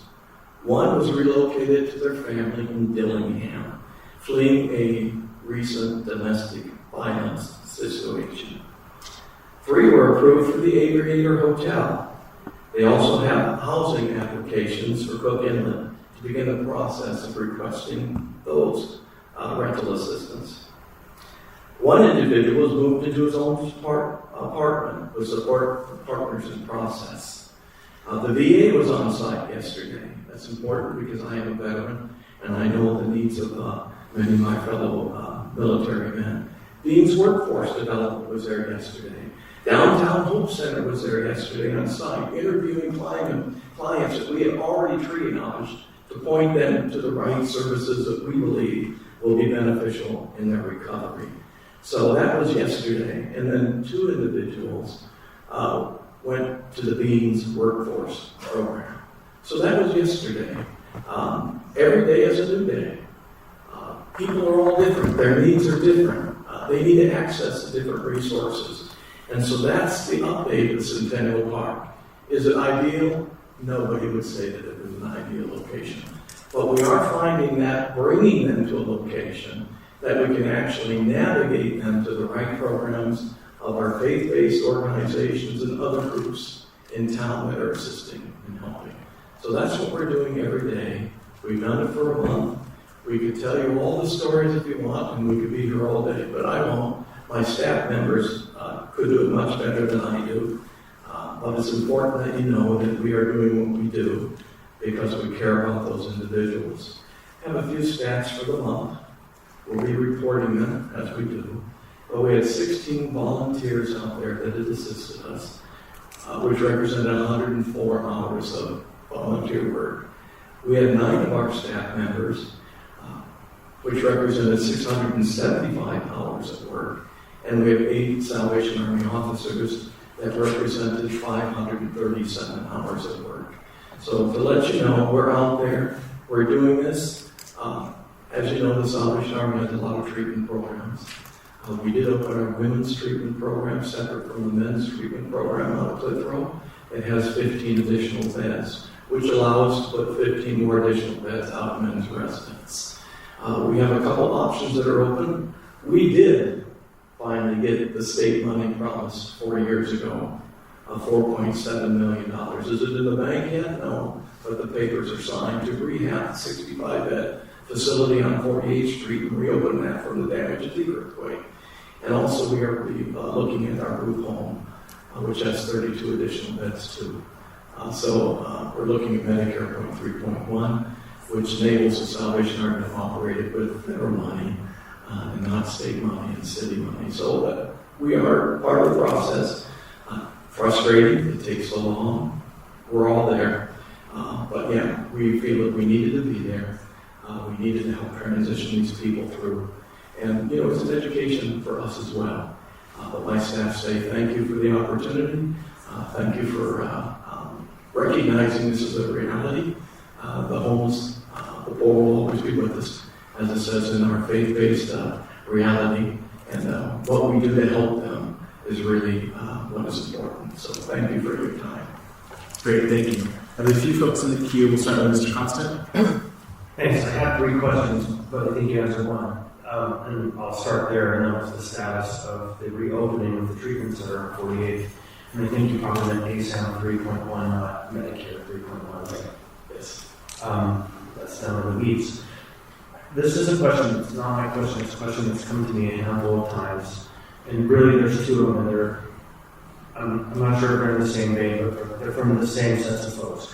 One, is Salvation Army requiring any participation in any religious activities in order to receive services out there? And then 2, what's happening with donated goods from the public, and have you come up with a way to effectively help funnel people who want to give to support the project? Because I've heard lots of people trying, kind of hitting a You're talking about Centennial Campground specifically.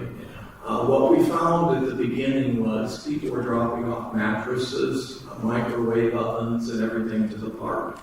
And that's why we basically said, please let us triage them at McKinnell, which is between A and C Street, and only take the items that are needed at the park, which are sleeping bags, tents, hygiene items, and that. We have a Connex out there that at sometimes is very stuffed, and at other times is very empty. And so in that, we're able to triage. I picked up 100 sleeping bags from an RV dealer yesterday. You can put in your mind how they end up with 100 sleeping bags. It's usually because of life and leased and rented vehicles and stuff like that. So they really cleaned them and washed them and gave them to us, and we're very happy I picked them up. So I have an overabundance of the sleeping bags now for about a week. But when it comes to the items, we have a separate place to store them. In our big warehouse and a few other places, but we'll make sure it gets to the people who need it. That's the first question, and it's an important one to folks who feel like their best way is to go out and just do it because they don't feel like the system is quite working right. And I understand it's challenging setting up a new system. It's built in the airplane while you're flying it. And well, it's interestingly, the sleeping bags we brought, that there's 100 pairs of shoes on the floor, and we're dealing with our members of our Centennial Park. Having the right size shoe form is always confusing, so how long do you keep those shoes out there when you're talking about people needing boots and stuff like that? So, other people might need it. And then the other question again was, are you requiring any religious participation at Centennial Park, or is it just kind of, here's our commitment to we are not, but there are a few of our staff that say, would you like us to pray with you? And I'm not concerned if people are offering it, if people are willing, that's great. But no. That's beautiful. Thank you. Thank you. Mr. Perez-Rubio. Thank you, and thank you for being here over here, and thank you for the work that you're doing. I'm not sure, I'm wanting to try to understand what's happening. And Sullivan closed. The city bused people to this campground, and people have come to this campground. But it's not part of from the administration's perspective, it's not part of the homeless response at all. It's just people happen to be there. And I'm confused by a couple things. One is, and this is not an attack on you at all, but I'm confused why you're there. And are you being paid to be there? How did you come to be in this role? My understanding about your organization is this isn't really what you do. I mean, there are lots of things that you do, but managing outdoor campgrounds and navigating people to these services in this manner, it doesn't seem like that was in the wheelhouse of your organization. And then one more question, I'll go back to it. Is it what I'm particularly confused about is we have this entire continuum of care, and we have a coalition that was actually established to coordinate a lot of these kinds of things and to pull in providers, that sort of thing. And when I see the list of providers that are out there with you, most of the most common ones that I hear are not there. They weren't part of your list. So that's what I'm trying to figure out. I'm trying to figure out what's happening here and how you got involved in this as the coordinator of it, when it seems like we have an entire system that was built that does this sort of thing. So maybe you can help to clarify how we got here and why you're at the center of it. Well, the Salvation Army, because of the Kittle House and the families and the history that we enjoy, we have wonderful relationships with, I would say, most, if not all, of the providers. Mm-hmm. And so what happened was, and I think I shared with the City Council about a year ago, that I came back and I saw everything siloed from when I had left before. It had moved, again, Michelle Brown was our United Way then, and we met every month and basically coordinated. Well, a lot of that went away with COVID. That's the only thing I can think of. And so we called a meeting of providers to say, what should we do? It's not, people aren't communicating very well like they used to, and a lot of them who run by former Salvation Army employees, it was kind of interesting because they said the same thing. It's that communication's not happening like it used to for us old guys. So we kind of want to figure out what we needed to do. And by the way, on Thursday, I think at 8 o'clock, we have a lot of providers that are actually going to meet at the campground, and I hope that went out. Again, I'm up at this level, and my staff have told me. But the Salvation Army is involved in many 10 cities around the country. And I just came from Los Angeles, where I was there for the last 6 years. We have more people in our programs than we have in the population of the state of Alaska. So that kind of gives you how big. And in Seattle, we actually run the cold weather shelters in City Hall and in the county building as well, which was over 200 people. And so we didn't have to worry about any expenses except perhaps on the floors and employees, which the city gave us money. And they're still doing that now. So it depends on what the community needs. Where in Anchorage, we do more of the treatment of the shelter than we do because we had Beans and Brother Francis and some agencies that did it very well years ago. And so it really is to strengthen them and allow them to continue to be successful as they were in the past. So as I look at this, we're thinking of McKinnell House, Firehouse, Brother Francis, Rescue Mission, Covenant House, Aviation Hotel, Beans, Workforce Development, Sockeye, and Detox, the VA. We've had conversations with all of them, and hopefully they'll all show up at the farm. The Homeless Coalition, been part of it as well. So back and forth. You talk about one of the obstacles, and I think I shared with one of Lisa Murkowski's representatives there walking. We need more access to HMIS. More people to put information in, because right now we're putting it in the Salvation Army's national database, which is called, what is it called? WellSky? Someone mentioned that to me? WellSky. And so the reality of it is we would like to put it right in HMIS, and that allows us to triage, see what treatment's been given. So that's probably one thing that we need to open up the door, that our caseworkers can get involved in it. We are at McKinnell. Again, everything seems to be siloed, and again, I'm up here, so I'm not sure why. And then Matt Sue, our staff in Matt Sue, and of course, Matt Sue Burrow, HMIS, so that would be a challenge. I appreciate it. That's really helpful. Are you planning the next step for where these folks are going to go when winter hits, when it gets down below for freezing? Are you part of developing that next plan for where all these folks are going to live? I'm not part of the plan. I've been asked advice of what worked in other places. It's going to take all of us to put it together, but we need to find a place when the weather turns to put our vote. You're not part of the development of that plan and the sort of coordination? No, but hopefully when you look at what's happening at Centennial Park, the NAV Center is necessary. Whatever level you do it. The NAV Center, we need a place for people to congregate and to be moved through.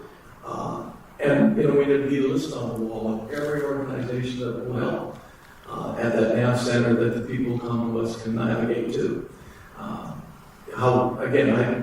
Even the one in Spenard that was dedicated, that would work too. We just have to figure out how to move these people from point A to point B. Thanks. As successful as we can. Thanks for being here. We really appreciate it. Thanks. And before I go on in the queue, just because I've done some confused texts. So the Assembly has not received any invitation for an event tomorrow. So we would love to receive that invitation if we can make sure that that's sent to us. So I have 3 folks in the queue, plus we have to do final audience participation, plus there's going to be a little bit of committee discussion today. So we're likely going to be extending a little bit today. So we're going to start with Mr. Dunbar.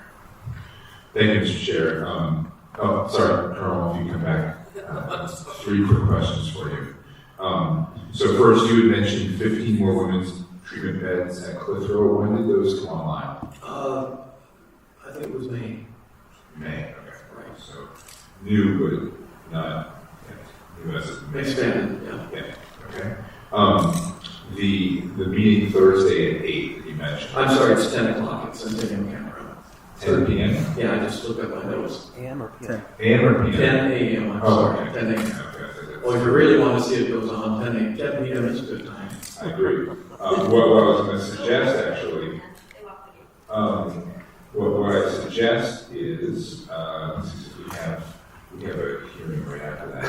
But, the Northeast Community Council is also meeting tomorrow in Centennial Village, the the Cooking Housing property that's right next door. Do you know the senior center? So in that senior center in the common area, Northeast Community Council will be meeting from 7 p.m. to 9 p.m. tomorrow.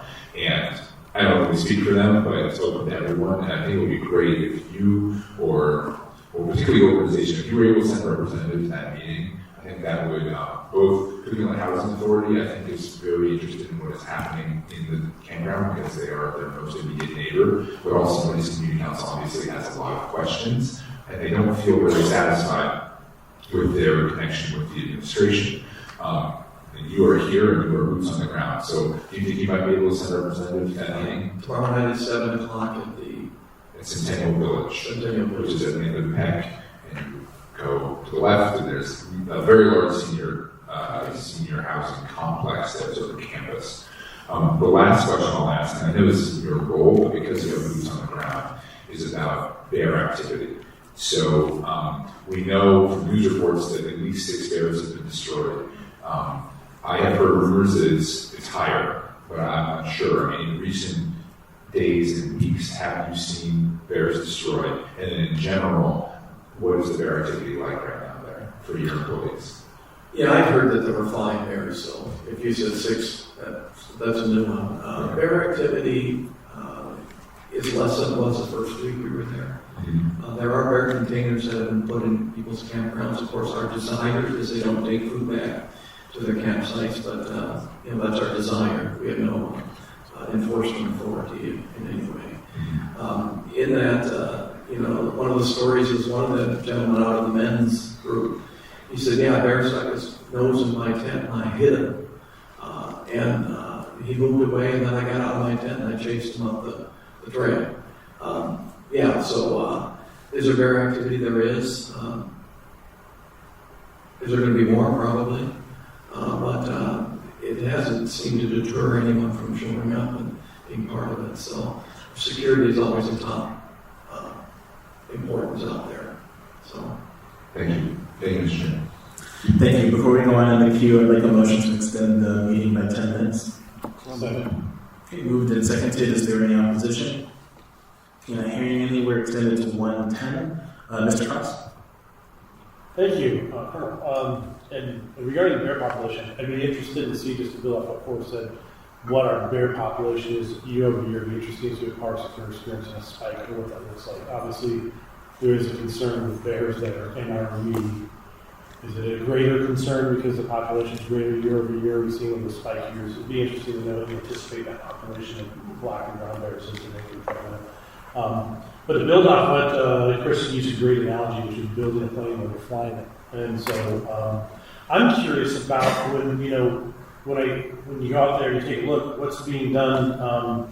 Basically, recycling what's left behind. It seems to me that we're accumulating you have conics full of sleeping bags. Individuals would leave. You say to come and go. And so, tell me a little bit about that process to help me understand how we can utilize some of those resources. If they're leaving tents that work well, I mean, obviously, maybe you don't want to use someone else's dirty tent, but some of the resources you need to get these things up and clean, that we can reuse them, get these sleeping bags washed and cleaned so that other individuals can use it. I mean, that seems like something that probably we're just experiencing now, having built this camp and done something like this for the first time here. Can you speak a little bit about that process, some of those bottlenecks, and maybe some things that we can keep our eyes on and focus on how to assist you with those needs? Well, our camp census takers go out every day and they evaluate what tents are not being utilized anymore, and then they're gone. So those that leave the park and leave their tent, we will pick up those tents and we'll take them to the comics. There we will clean them as best we can and we will reissue them. We do have sanitizer out there. We do a number of things. Do we wish we could do better? Yes.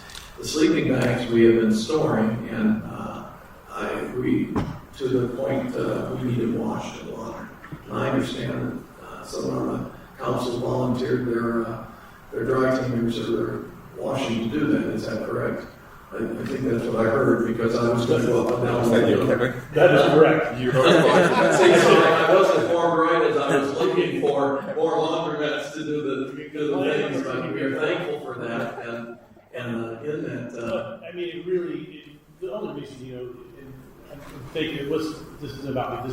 So right. This is about, it's a bigger problem than we realize, that people would leave these things behind and then it creates a storage issue. And so how do we take those things into consideration? Do you have the resources you need to resolve this? And I just want to make sure. I think if someone just stepped up, yes, the answer. Again, it came to a point where we really need to be serious about it. And as I said, I was on my way up and down Muldoon because there's plenty of places. And then Jenny Ragland basically said, "Oh no, we found someone on the city council to take care of our laundry." So I guess I'd say thank you to that. And as I said, I picked up 100 sleeping bags from an RV dealer yesterday. So the reality of it is once people know what the need is, they usually come alongside and they're helpful. So we say thank you to our public for doing so.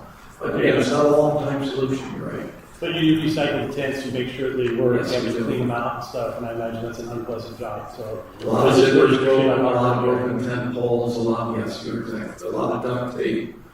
Yeah. Thank you. Thank you. All right, so I am next in queue. So I'd like to invite the coalition to come up, and want them to speak a little bit about HMIS because you all are the experts on there and just coordination issues. Yeah, thanks for that. So we have tried to work to get an HMIS project set up specifically for Centennial Campground with the Salvation Army. Whatever data is being entered into the national database. It doesn't speak with local HMIS. We haven't been able to untwist that, which makes it very hard. We don't know by looking at HMIS who is at Centennial Campground, which is problematic. So if an emergency housing voucher opportunity comes up, and we're looking for someone, we don't know if they're at Centennial Campground. We've offered lots of technical assistance, so I'm hoping with the Colonel here today that this will be an opportunity to further untwist this and we can get the local HMIS stuff up and going because we need to know who's there. We know who's there when they come, if they come to the pavilion, when we do once a week outreach, and especially if they engage in coordinated pet trade. But on a daily census basis, we didn't know. We wanted to find the census for today. Our director of programs drove to Centennial and got the answer. So we've got to work on the coordination. I think that's key because we're doing that similar coordination for the rest of street outreach. It's a little more challenging with the rest of street outreach. So since we do have a static location where people come and go, if we can get good data there, I think that's really important. I'd also like to add that I really want to use this as an opportunity to say that the coalition is open, ready, and willing to work on this issue with the community providers, but we're not being invited to the table, which is a little bit disappointing. I am unaware of this meeting that we just heard about today as well.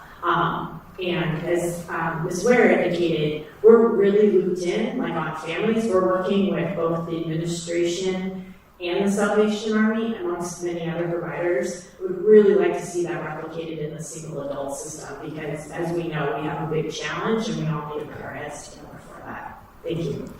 Thank you. Mr. Goland? Thank you, Chair. I have a question for you.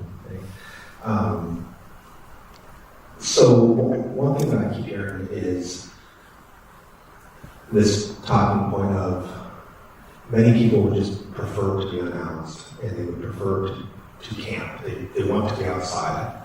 And I'm wondering if we have any data, has a survey ever been done to identify what percentage of unsheltered population would prefer to be outdoors camping? So I think the premise of that question, in terms of like a survey, would presume that that population remains static, and it's not. It's very fluid. I would say, and I would kind of look back over my shoulder for a little bit of verification, but it's probably 10% or less that would just like to camp. Again, we often aren't in the position to offer people what they really want, which is a place to live, not a shelter bed, but a place to live, and that's a very different offering than I can have you go to shelter. If I could just follow up, Mr. Chair. I'm going to be doing a listening session with the Anchorage Downtown Partnership coming up soon. Downtown is being hit really hard right now, and Chris and I are both, as members representing that district, feeling a lot of concerns from small business owners. I'm a small business owner. We've had homeless people sleeping outside of my shop, and I've had to try to kindly move them along in the morning and clean up their stuff behind.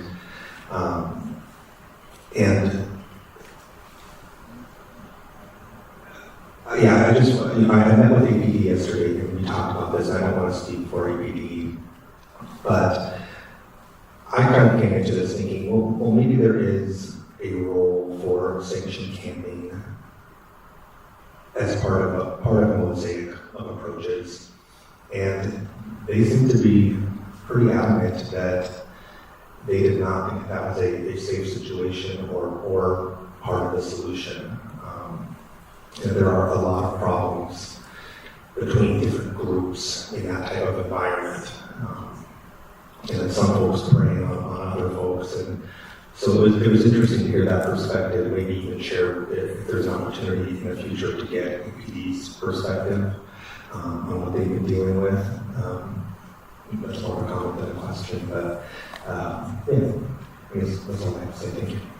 I could provide you a very brief response about that. I will ask our advisory council chair, who conducts those work sessions, to reach out to APD and see if they would like to join. I also think that as the advisory council continues to explore the idea of authorized camping, I think they are not just exploring the idea of a one and done type situation, but the opportunity for subpopulations. I mean, they're really exploring the gamut of possibilities. Taking into account a lot of these ideas and really trying to get at the issue from all angles. That's why it's taking a considerable amount of time to do this, being very deliberative, involving people with lived experience. So if there is an opportunity to include APD, or if any of you as policymakers would like to come, if you just let us know, we will try to facilitate that. Thank you. Thank you. All right, I don't see anyone else in the queue, so that completes our that item, and that completes our business items under our business. So next, we have committee legislative and budget priorities. I don't have anything there. We'll go ahead and move on to final audience participation. Can I get a show of hands? How many members of the public would like to participate today? Okay, one. All right, I think we should be good with that and the time that we have, so go ahead. Welcome.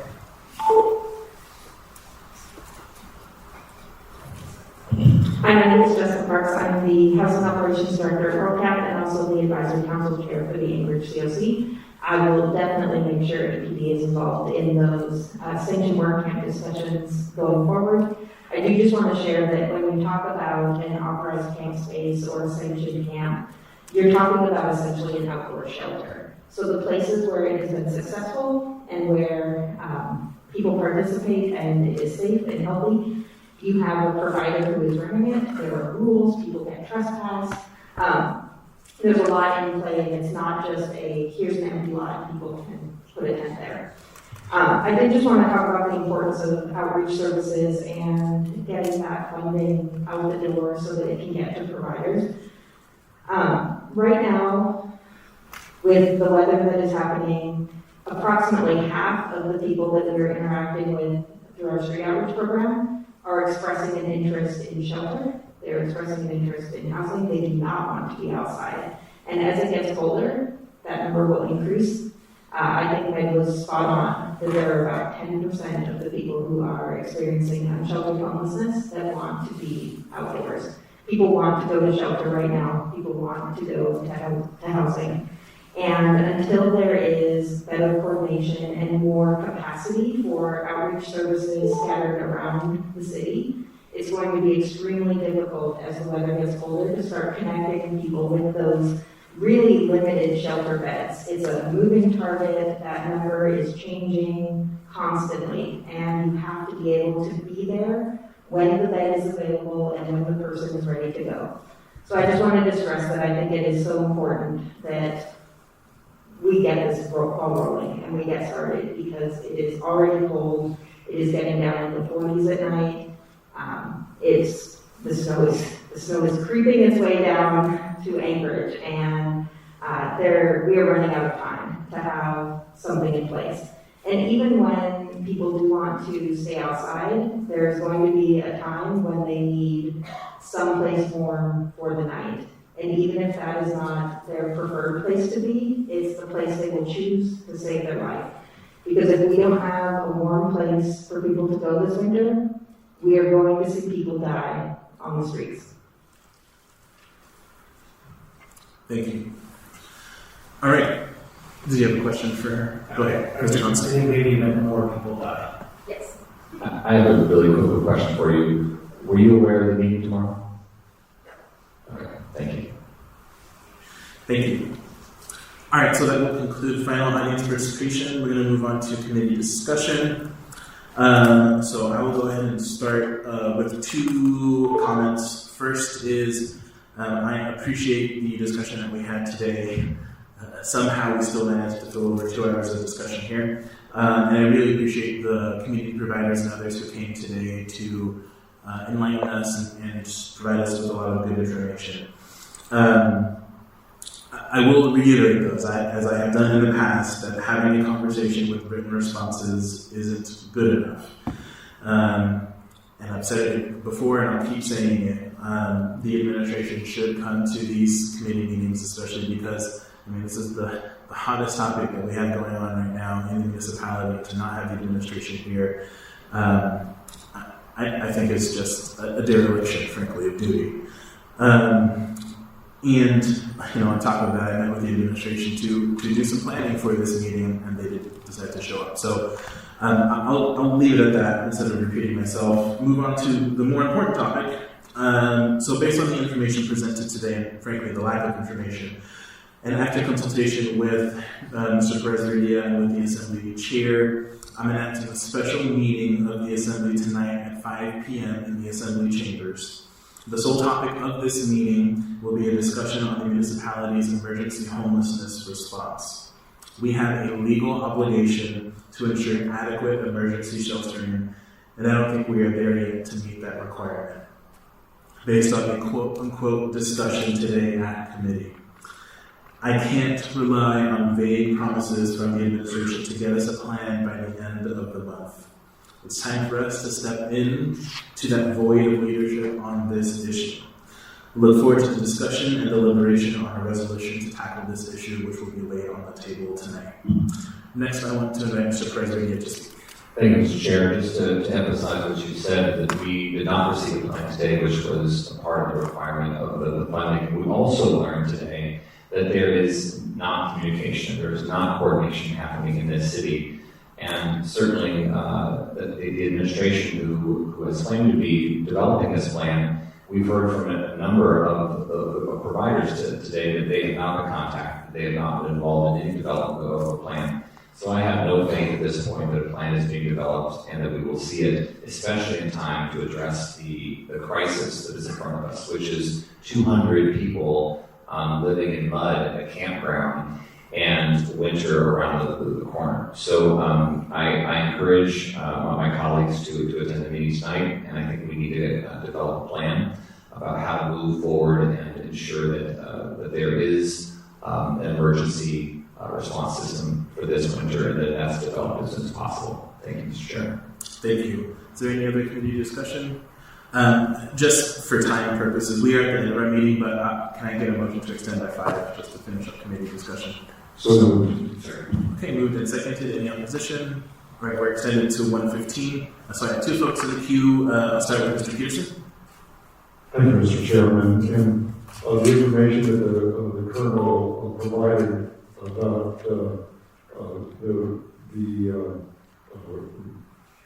remodeling of his facility on 48th Avenue, where they're going to be some rehab facility.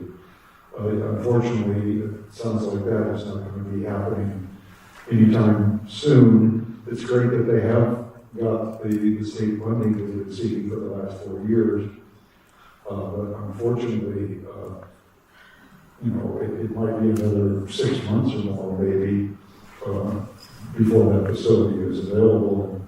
And like you said, when someone decides that they need help, that they need to have now, they would need to have 6 months from now or a year from now.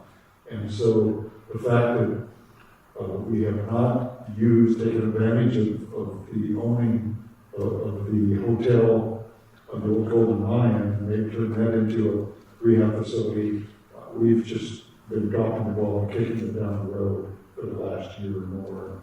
And that's unfortunate. I've been living in this town for over 41 years. We've been short of rehab facilities the entire time. And the sooner we realize that is an important first step to help some of these individuals reclaim their lives, I just think we're just not going to be able to be as successful in helping homeless individuals until we can get a facility and more facilities available. Thank you. Thank you. Mr. Gold? Thank you, Chair. I just want to state emphatically that I really hope we make every effort to make the guest house purchase happen.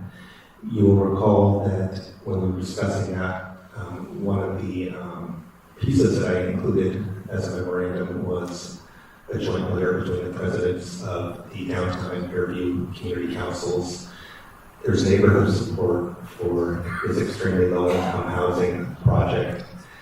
That's really hard to get. And I think what my district cannot weather is 130 more people on the streets of downtown or on the Chester Creek Greenbelt. Again, I'm hearing it almost every day from folks who are weathering those impacts. So I would just really encourage the administration to please proceed with all haste. Thank you. Thank you. All right, with that, this meeting is adjourned.